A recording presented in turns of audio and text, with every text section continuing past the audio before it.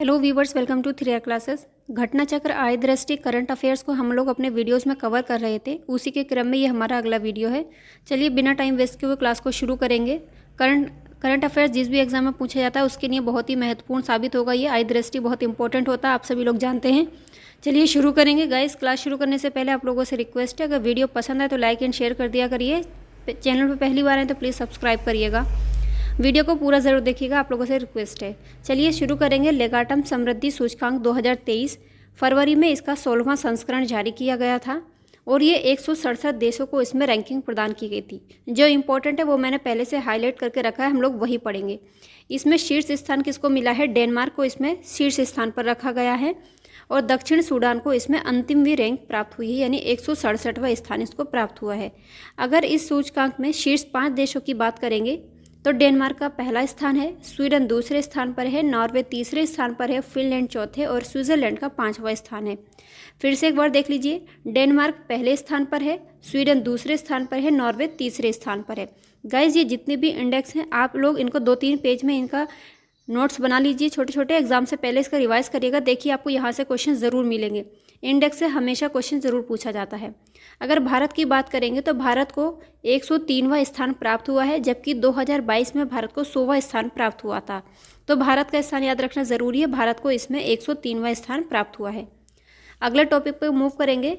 आर्थिक स्वतंत्रता सूचकांक 2023, इसके बारे में बात करेंगे। इसमें 4 जो देश हैं, सिंगापुर, स्विट्जरलैंड, आयरलैंड और ताइवान, इनको आर्थिक रूप से स्वतंत्र की श्रेणी में इनको वर्गीकृत किया गया है। कौन कौन से हैं? सिंगापुर, स्विट्जरलैंड, आयरलैंड और ताइवान ये आर्थिक रूप से स्वतंत्र हैं, जबकि प्रायः गैर स्वतंत्र की श्रेणी में किसको रखा गया है? भारत, ब्राज़ील, रूस, ये ऐसी अर्थव्यवस्थाएं हैं जिनको प्रायः गैर स्वतंत्र की श्रेणी में रखा गया है। विश्व में अगर सबसे स्वतंत्र देश की बात करेंगे तो इसमें स्थान प्राप्त हुआ है सिंगापुर को। किसको स्थान प्राप्त हुआ है? सिंगापुर को। भारत का इसमें अगर स्थान की बात की जाए तो भारत को 131वां स्थान प्राप्त हुआ है। ये वाला टॉपिक बहुत इंपॉर्टेंट है, याद रखिएगा। Bharat the agriculture innovation mission for climate में शामिल हो गया है। AIM4C यानी agriculture innovation mission for climate change, for climate, इसमें भारत इसमें शामिल हुआ है। और ये किसकी पहल है? संयुक्त राज्य अमेरिका और संयुक्त अरब अमीरात, USA और UAE की ये संयुक्त पहल है। इसमें भारत शामिल हुआ है, इसलिए ये हमारे लिए बहुत इंपॉर्टेंट है इस बार के लिए। वर्तमान में AIM4C में 47 सदस्य देश हैं। कितने देश हैं? 47 सदस्य देश हैं। और इसका जो वैश्विक स्तर पर इसका जो निवेश का उद्देश्य रखा गया है वो रखा गया है 8 बिलियन अमेरिकी डॉलर। इसमें इससे ज़्यादा निवेश करने की सफलतापूर्वक इसने प्राप्त कर लिया है। किसने? AIM4C पहल ने। आगे बात करेंगे अंतर्राष्ट्रीय बौद्धिक संपदा सूचकांक, इसको जारी किसने किया है? Global innovation policy centre. ये भी नाम याद रखना ज़रूरी है क्योंकि PCS में हमेशा पूछा जाता है किस सूचकांक को कौन जारी करता है। तो ग्लोबल इनोवेशन पॉलिसी सेंटर के द्वारा अंतर्राष्ट्रीय बौद्धिक संपदा सूचकांक को जारी किया गया है। इसमें अगर पहले 3 देशों की बात करेंगे जो शीर्ष पर रहे हैं, उसमें है संयुक्त राज्य अमेरिका पहले स्थान पर है, UK इसमें दूसरे स्थान पर है, फ्रांस का इसमें तीसरा स्थान है। फिर से देख लीजिए, संयुक्त राज्य अमेरिका पहले स्थान पर है, UK दूसरे स्थान पर है, फ्रांस का तीसरा स्थान है। ये इंपॉर्टेंट है और पूछा भी जाता है। अगर भारत की बात करेंगे, गाइस थोड़ा आपको ब्लर दिख रहा होगा लेकिन सुन लीजिए, भारत की अगर इसमें बात करेंगे तो 103वां स्थान प्राप्त हुआ है। सॉरी, दूसरा पेज ही आ गया है, आगे देखेंगे इसको। आर्थिक स्वतंत्रता सूचकांक 2023, अभी ये हम लोगों ने पढ़ा, इधर देख लीजिए। अंतर्राष्ट्रीय बौद्धिक संपदा सूचकांक में अंतिम 3 देशों की अगर बात करेंगे तो वेनेजुएला सबसे अंतिम पर है, रूस और अल्जीरिया का स्थान देख लीजिए। भारत की बात करेंगे तो अंतर्राष्ट्रीय बौद्धिक संपदा सूचकांक में भारत का 42वां स्थान प्राप्त है भारत को। फिर से देख लीजिए, बहुत इंपॉर्टेंट है, इसमें पूछा ही जाता है। ये अंतर्राष्ट्रीय बौद्धिक संपदा सूचकांक भारत का 42वां स्थान है। भ्रष्टाचार बोध सूचकांक 2022 की बात करेंगे तो इसको ट्रांसपेरेंसी इंटरनेशनल के द्वारा जारी किया जाता है हर साल। और इसमें डेनमार्क जो है वो शीर्ष स्थान पर रहा है, मतलब डेनमार्क में सबसे कम भ्रष्टाचार होता है और सबसे ज़्यादा जो भ्रष्टाचार होता है वो सोमालिया में होता है। सबसे कम भ्रष्टाचार वाले 3 देशों की बात करेंगे तो डेनमार्क पहले स्थान पर है, फिनलैंड का दूसरा स्थान है और न्यूजीलैंड का तीसरा स्थान है। और इसी क्रम में भ्रष्टाचार के मामले में भारत 85वें स्थान पर रहा है। अगर सबसे ज़्यादा भ्रष्ट देशों की बात करेंगे तो सोमालिया सबसे ज़्यादा भ्रष्ट है, सीरिया दूसरे स्थान पर है और दक्षिण सूडान ये अंतिम से तीनों स्थान इनका देख लीजिए। और भारत इसमें 40 अंकों के साथ में 85वें स्थान पर है। देख लीजिएगा, भारत भ्रष्टाचार में 85वें स्थान पर है। भारत वासेनार व्यवस्था का अध्यक्ष है। इस साल के लिए ये इंपॉर्टेंट क्वेश्चन हो सकता है। 1 जनवरी 2023 से लेकर के 31 दिसंबर 2023 के लिए भारत ने वासेनार की अध्यक्षता करेगा और भारत ने आयरलैंड से ये अध्यक्षता ग्रहण की है। 2022 में आयरलैंड ने इसकी अध्यक्षता की थी। वासेनार का नाम द हेग नीदरलैंड में स्थित एक उपनगर के नाम से लिया गया है, जहां यह समझौता 1995 में हस्ताक्षरित हुआ था। और इसमें देखिए, संयुक्त राष्ट्र के 4 स्थायी सदस्य हैं। रूस, अमेरिका, फ्रांस और यूके इस व्यवस्था के सदस्य हैं, जबकि चीन इस व्यवस्था का सदस्य नहीं है। तो आपको यहाँ से एक स्टैटिक क्वेश्चन भी तैयार होता है। संयुक्त राष्ट्र के 4 स्थायी सदस्य देश कौन से हैं? रूस, अमेरिका, फ्रांस और यूके हैं। वासेनार व्यवस्था में बात करेंगे, इसकी अध्यक्षता भारत का जो कार्यकाल मैंने अभी बताया 1 जनवरी 2023 से 31 दिसंबर 2023 तक रहेगा और भारत ने आयरलैंड से यह अध्यक्षता ग्रहण की है। यानी 2022 में इसकी अध्यक्षता किसने की थी? आयरलैंड ने की थी।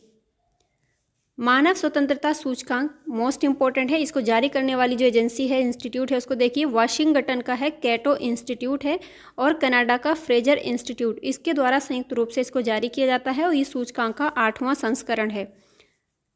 इसमें शीर्ष देशों की बात करेंगे तो स्विट्जरलैंड का पहला स्थान है। स्विट्जरलैंड इसमें पहले स्थान पर है। न्यूजीलैंड का दूसरा स्थान है और एस्टोनिया का तीसरा स्थान प्राप्त हुआ है। इंपॉर्टेंट इंडेक्स हैं, आप लोग इसके नोट्स बनाइएगा, देखिए आपको डायरेक्ट क्वेश्चन ज़रूर मिलेंगे। अगर दक्षिण एशियाई देशों की बात करेंगे तो सिंगापुर का पहला स्थान है, तिमोर लिस्ते दूसरे स्थान पर है, मलेशिया का तीसरा स्थान है और अपने भारत की बात करेंगे तो इसमें भारत को 10वां स्थान प्राप्त हुआ है। ईरान CSW से बाहर हो गया है। CSW क्या है? ये महिलाओं की स्थिति पर एक आयोग है। आयोग की लैंगिक समानता को बढ़ावा देने और महिलाओं के सशक्तिकरण के लिए विशेष रूप से समर्पित एक प्रमुख वैश्विक अंतर सरकारी निकाय है CSW। अब गाइज यहाँ पे सशक्तिकरण की स्पेलिंग भी देख लीजिएगा, ये वर्तनी शुद्धि में बहुत पूछा जाता है, लेकिन लोग सशक्तिकरण में छोटी ई की मात्रा लगा देते हैं शक्ति में। तो ये सशक्तिकरण जो होता है वो शक्ति से नहीं मिलकर बना होता है, सशक्त से मिलकर बना होता है, इसलिए लोग इसको गलत कर देते हैं। इसकी स्थापना वर्ष 1946 में की गई थी और इसमें स्मरणीय तथ्य जो हमारे लिए याद करने के लिए ज़रूरी है, CSW में ईरान का जो कार्यकाल था वर्ष 2022 से 2026 तक था, लेकिन तत्काल प्रभाव से इसे पहले ही से बाहर कर दिया गया। संयुक्त राज्य अमेरिका ने के द्वारा जो प्रस्तुत प्रस्ताव था उसके पक्ष में 29 देशों ने मतदान किया है। ये इंपॉर्टेंट है, पूछेगा किसने इसके पक्ष में मतदान किया है, किसने विपक्ष में किया है। तो याद रखिएगा 8 ऐसे देश हैं जिन्होंने विपक्ष में मतदान किया है। बोलीविया, चीन, कजाकिस्तान, निकारागुआ, नाइजीरिया, ओमान, रूस और जिम्बाब्वे, ये ऐसे देश हैं जिन्होंने विपक्ष में मतदान दिया। लेकिन भारत को भी याद रखना, भारत ने इसमें मतदान नहीं किया, भारत तटस्थ ही रहा है। विश्व प्रतिभा रैंकिंग 2022 जारी किया गया है, इसको याद रखेंगे। वर्ष 2013 से प्रतिवर्ष विश्व प्रतिभा रैंकिंग का प्रकाशन इंस्टीट्यूट फॉर मैनेजमेंट डेवलपमेंट के द्वारा जारी किया जाता है। तो ये संस्था याद रखिएगा किसके द्वारा इसको जारी किया जाता है। ये वनडे एग्जाम में तो नहीं पूछा जाता है किसके द्वारा जारी किया जाता है, लेकिन PCS वगैरह में बहुत पूछा जाता है। 8 दिसंबर 2022 को IMD वर्ल्ड कॉम्पिटिटिवनेस सेंटर द्वारा विश्व प्रतिभा रैंकिंग जारी की गई है। किसके द्वारा? वर्ल्ड कॉम्पिटिटिवनेस सेंटर के द्वारा। कंपटीशन है तो कॉम्पिटिटिवनेस ऐसे याद रख लीजिए।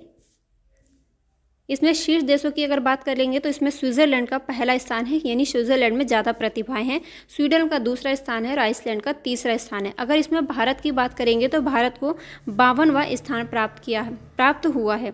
और अगर दक्षिण प्रशांत क्षेत्रों की बात की जाए तो सिंगापुर इसमें प्रथम स्थान पर रहा है। तो भारत का याद रख लीजिए और ये शीर्ष देश याद रखिएगा। स्विट्जरलैंड पहले स्थान पर है, स्वीडन दूसरे पर और आइसलैंड तीसरे पर है और भारत का इसमें 52वां स्थान है। आगे बात करेंगे times person of the year 2023, ये किसको दिया गया है? ये यूक्रेन के राष्ट्रपति व्लादिमीर जेलेंस्की तथा यूक्रेन की भावना का वर्ष 2022 का time person of the year घोषित किया गया है। तो ये जेलेंस्की को दिया गया है, झुकेगा नहीं जेलेंस्की रूस के सामने। 1.5 साल से लगभग ज़्यादा ही हो चुका है जब से रूस ने यूक्रेन पर युद्ध कर रखा है, इसीलिए इनकी साहस और वीरता के लिए इनको ये सम्मान प्रदान किया गया है। एक याद रखिएगा, चेक गणराज्य का एक बहुत ही इंपॉर्टेंट राजकीय सम्मान है, जो सर्वोच्च सम्मान है राजकीय सम्मान, जिसका नाम है the Order of the White Lion. The Order of the White Lion से भी जेलेंस्की को सम्मानित किया जाएगा, ऐसी घोषणा की गई थी। फोर्ब्स विश्व की 100 सर्वाधिक शक्तिशाली महिलाओं की बात करेंगे तो इसमें पहला स्थान प्राप्त हुआ है यूरोपीय आयोग की अध्यक्ष हैं Ursula von der Leyen. Guys, अगर वीडियो पसंद आ रहा है तो प्लीज़ लाइक एंड शेयर कर दीजिएगा, लेकिन चैनल पर नए पहली बार आए तो प्लीज़ सब्सक्राइब करिएगा, वीडियो को पूरा ज़रूर देखिएगा। उर्सुला वान डेर इनका पहला स्थान प्राप्त हुआ है और यूरोपीय सेंट्रल बैंक की अध्यक्ष हैं, जिसका नाम है क्रिस्टीन लेगार्डे, ये दूसरे स्थान पर रही हैं। और संयुक्त राज्य अमेरिका की उपराष्ट्रपति कमला हैरिस तीसरे स्थान पर हैं। तो पहले स्थान पर है उर्सुला वान डेर लेयन, ये क्या है, यूरोपीय आयोग की अध्यक्ष हैं। ये भी क्वेश्चन हमारा तैयार हो रहा है। अगर भारत के क्रम में अगर बात करेंगे तो इसमें भारत में 36वें स्थान पर है हमारी वित्त मंत्री निर्मला सीतारमण। 6 भारतीय महिलाओं ने जगह बनाई है, जिनमें से निर्मला सीतारमण पहले स्थान पर हैं। और जो 5 महिलाएं उनका नाम भी याद देखेंगे। HCL की चेयरपर्सन है रोशनी नाडर मल्होत्रा, ये 53वें स्थान पर रहीं। सेबी की अध्यक्ष हैं माधवीपुरी बुच, ये भी पूछा गया सवाल है, सेबी की अध्यक्ष कौन है, तो याद रखिएगा अभी माधवीपुरी बुच हैं, इनको 54वें स्थान प्राप्त हुआ है। और सेल की जो अध्यक्ष है सा से सेल और सा से सोमा मंडल, ये 67वें स्थान पर रही हैं। और बाइकॉन की जो संस्थापक है किरण मजूमदार शो 77वें स्थान पर हैं। तो हमारी जो वित्त मंत्री हैं निर्मला सीतारमण पहले स्थान पर हैं भारत में, लेकिन ओवरऑल अगर बात की जाएगी तो 36वें स्थान पर है।